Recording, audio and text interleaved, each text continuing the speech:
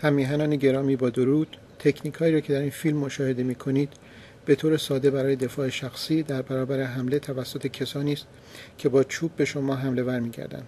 سعی شده است که این تکنیک‌ها را به صورت ساده در اینجا به نظر شما برسانیم که با چند بار تمرین با دوستان خود می‌توانید به راحتی از آنها استفاده کنید.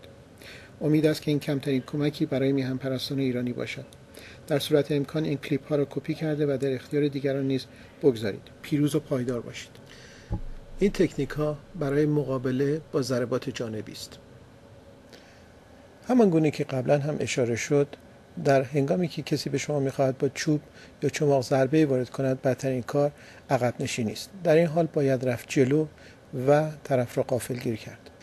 در هنگام حمله قدم به جلو برمی‌دارید و دست طرف را در زیر بازوی خودتون می‌گیرید و به مانندی که می‌خواهید او را بغل کنید، دست شما به دور گردن او و یا به روی شانه او ضربه وارد می‌کند و با یک حرکت چرخشی می‌توانید او را به روی زمین بیاندازید. همون گونه که در فیلم می‌بینید.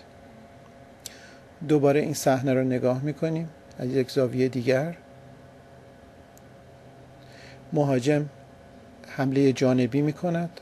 شما قدم به جلو برمی‌دارید، بازو را می‌گیرید و با دست دیگر به شانه او یا به گردن او ضربه وارد می‌کنید و در همین حال قدم می‌گذارید به پشت زانوی شخص و او را با یک حرکت چرخشی به روی زمین می‌اندازید.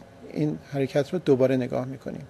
دست را می‌گیرید، ضربه وارد می‌کنید، با پای خود به پشت زانوی شخص قدم می‌گذارید. خیلی مهمه که پشت زانو رو بشکنید و شخص را با یک عمل گردشی به زمین بیاندازید.